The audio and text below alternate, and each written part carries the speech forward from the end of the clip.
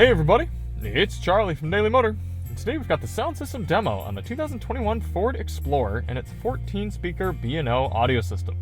This is going to be an in-depth review. We're going to take a look at how the infotainment system works, take a look at audio adjustments, controls, inputs, speaker locations, Android Auto and Apple CarPlay, then get out on the road and listen to these sample tracks while we're rolling, and I'll give you my thoughts at the end. If you don't care about any of that stuff at the beginning, you just want to hear the music, click ahead in the video. I've got chapters to get you right to the tunes. And if you're tired of hearing the same songs week in and week out, sign up to become a Daily Motor member. There you can hear songs requested by members. It's custom tracks, it's the type of music you'd hear on the radio, helps support the channel, and gets you a little behind the scenes footage. So if you're interested, check the link in the description. Before we get started, let's hop out and take a look at it. This is technically the Explorer ST, but you can get this sound system on, gosh, I hate that honk so much. You can get this sound system on most of the top level Explorers. There's a little bit of a lower tier B&O system as well. Probably sounds pretty similar. It's only down 2 speakers. If you do want to see more on the raucous Explorer ST, check the link in the description. We didn't end up doing a fuel economy test, but we do have a little DM test drive shot by Mr. Brower. And we always do these tests with lossless, uncompressed WAV audio files on a USB stick plugged directly into the system, and high-quality Roland binaural microphones in both of my ears, giving you the most realistic audio system demo on YouTube. We also do the test with the sound settings set to their factory defaults. So let's take a look at those now. Very strange portrait, vertically oriented touchscreen here in the Explorer. I don't think they'll go back to this. Just, it's functional, yeah, and some people may prefer it, but overall it doesn't present the information as well as a landscape type of screen. But you have your media screen here. We can go to settings, sound. You got adjustments for treble, mid-range, and bass, a front, rear, left, right, fader, and balance, speed compensated volume, and a sound mode between stereo and surround. So let's go through those now.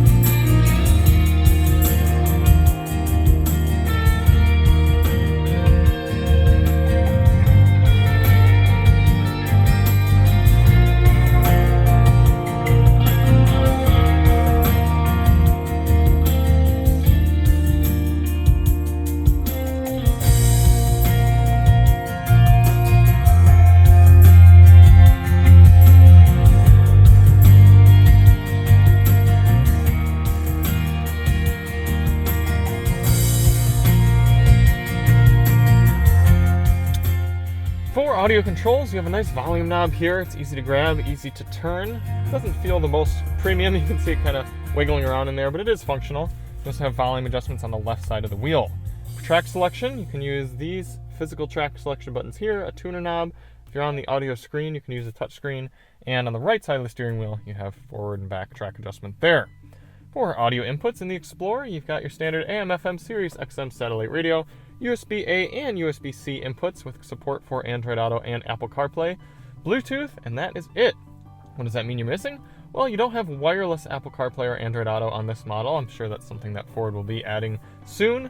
There's no 3.5mm auxiliary input jack either. I will say there is an option for web streaming. I've seen Tidal come up here as an app that you can use through the Ford MyLink sort of like 4G thing there, but other than that, I think that's about it.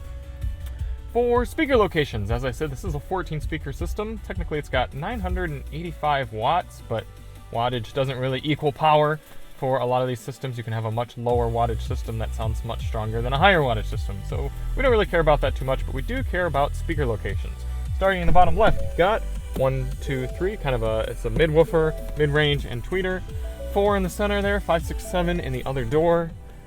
Actually not going to shut that. Oh, no, I guess I am. It's going to honk. 8, 9, 10, 11. Opening the back.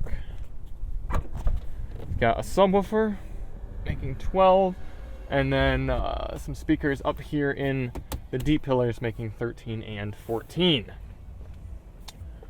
Apple CarPlay and Android Auto demos. We're going to start off with Android Auto. Again, with that vertical orientation of the screen, you have a really small Android Auto and Apple CarPlay screen. You can see here's your home menu. Go to Maps, and it's not the easiest to click on things, also not the easiest to see your maps. pretty small screen names there. And there's YouTube Music. And up. And let's go to Settings. There we are. How about Apple CarPlay? I do appreciate that since there are 2 data ports, you don't have to stop your USB music in order to plug in your devices. There we go, CarPlay coming up small there as well, but good resolution at least. There's your settings screen. Looks nice. The refresh rate seems to be higher with CarPlay. What else do we want to do? There's Apple Maps. And let's do Amazon Music. There we are. All right, let's get this stuff put away and get out on the road.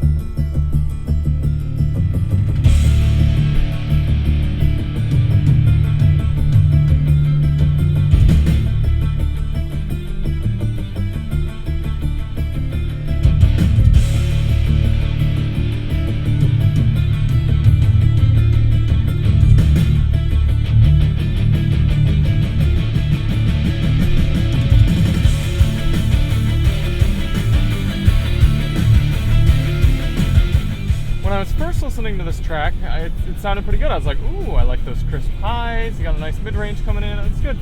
But when all the instruments started to come in and you're getting those bass drum hits, you could hear the slop, and that disappointed me. What I'm getting is that they're putting too much work on the mid-woofers and not enough from the subwoofer in the back. I bet you the subwoofer they kind of cheaped out on, rather than putting a big, powerful unit back there. They're trying to make these door woofers do too much, and that's a bit of a shame because you're getting way too much strong mid-range bass, and it's coming through sloppy. Another thing I want to complain about real quick. Look at this. I've got this flash drive with a bunch of songs on it that I use for testing these systems. They're all uncompressed, they're high quality, everything. Well, right now I'm in my folder on the USB drive for sound tests. If I go to browse, okay, there's my folder. I've got my 8 tracks. What if I want to go to a different folder, list my other stuff? It says, for your safety, some vehicle features have been disabled while your vehicle's in motion, which means I'm entirely locked out from the rest of my flash drive while I'm driving. What if I were on a long highway road trip and wanted to listen to different songs? This has happened before to me in Ford vehicles, and it boggles my mind that they insist on doing that. It's like, really? How they completely limits the use of the system. That's very, very frustrating for me, and probably the most infuriating thing with Ford systems. For this next song, we'll turn the bass all the way up and see what happens.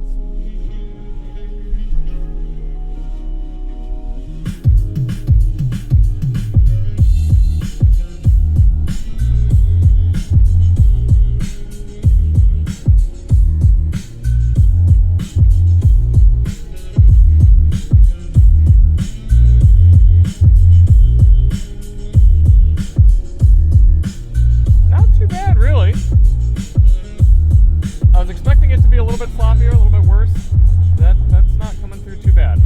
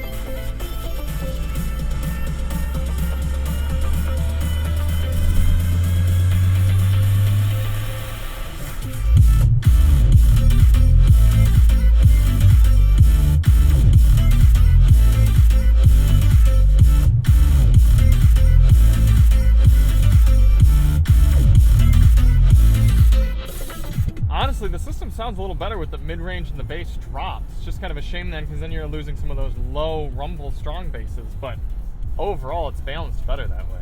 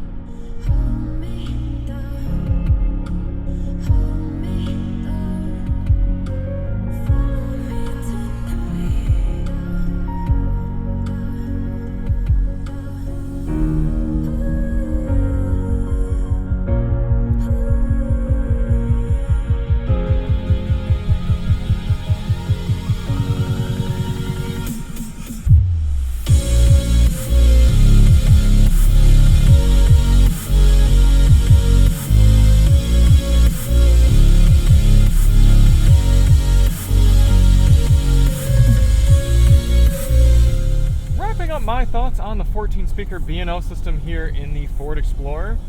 Overall, not too bad. I think a lot of people will be pretty satisfied with it. I'm just disappointed in the tuning. I think most of these speakers sound pretty quality. Like I said, I think they may have skimped a bit on the bass, the subwoofer in the back of the car, but overall it's a good system, just not tuned super well. I could do for more of a 5 or 9 band equalizer, kind of drop those mid-range basses down a little bit, make for a more well-rounded system. Overall, this is just barely sneaking in with a B. We're talking B-. I do think for kind of a family SUV like this, you could do worse. It sounds pretty darn good, but it's not quite competing with the luxury systems. So thank you all so much for watching. If you do want to see more on the Explorer ST, check the links in the description, and we'll see you on the next one. I'm Charlie from Daily Motor, and as always, drive on.